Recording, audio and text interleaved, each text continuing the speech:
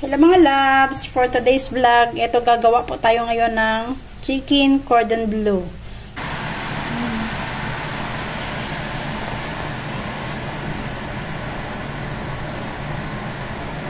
Itong mga sangkap na ating gagamitin, meron na po ako ditong chicken fillet. Meron na po tayo ditong chicken slice ham. Meron po tayo ditong sliced cheese, salt and pepper para po sa ating panimpla. Una, lagyan po natin ng timpla itong ating chicken na fillet. Lagyan po natin ng asin ang magkabilang sides para magkaroon po siya ng lasa. Lagyan din po natin ito ng black pepper. Lagyan po natin ito lahat. Gawin ito hanggang sa magkabilang sides para balance po ang kanyang timpla. I-rub natin ito para umabsorb po ang ating nilagay na asin at paminta. Same din sa kabilang side. Lagyan din natin ito ng asin. Sunod, lagyan po natin ito ng paminta. At i-rub din po natin ito para umabsorb ang kanyang lasa. Ngayon, simula na po natin ang pag-assemble ng ating chicken. Naglagay po ako dito ng cling wrap para dito ko po i-roll itong ating chicken pagkatapos. Una, maglagay po tayo dito ng chicken. Sunod, maglagay po tayo dito ng ham. Isang buong ham po yung nilalagay ko para mas marami po siyang laman. And then, maglagay po tayo dito sunod ng cheese. Ayan, damihan din po natin para mas lalo po siyang sasarap. After that, pagkatapos po natin maglagay ng cheese, i-roll lang po natin itong ating chicken.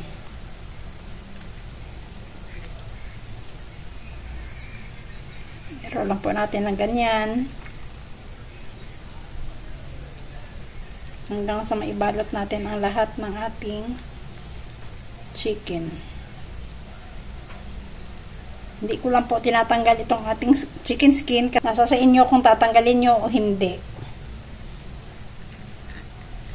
And then, lagyan po natin itong ating nilagay na cling wrap.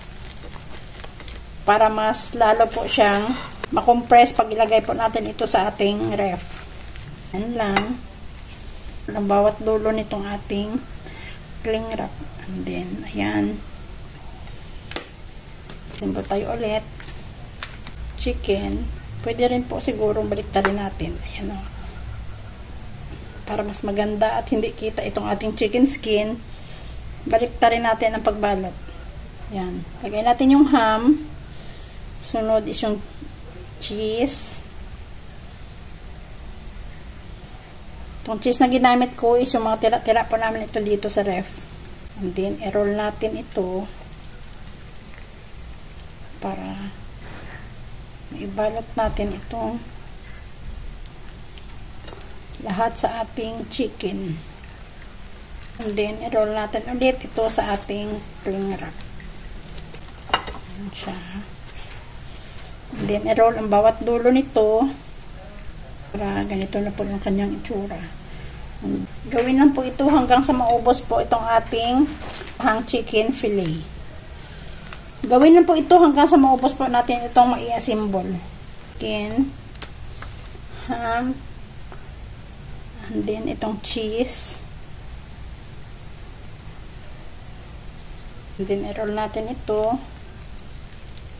para mabalot po itong ating chicken.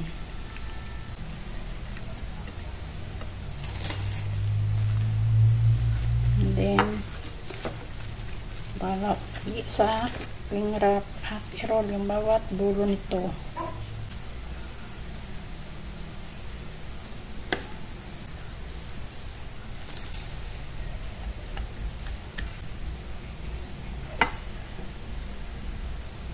Sunod is yung cheese.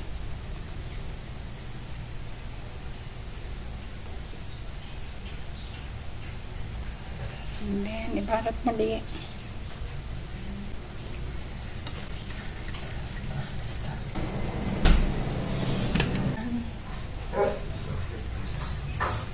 Bago na balutin.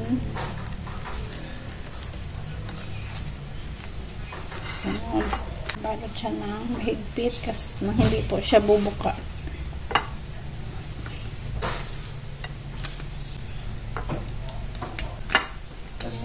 Yung huli nating babalutin.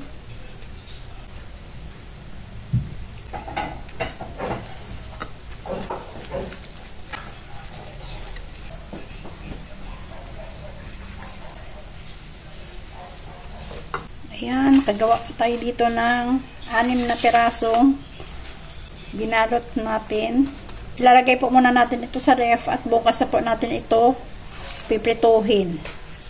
Diyan lang po yung part 1 ng ating vlog for today. Thanks for watching.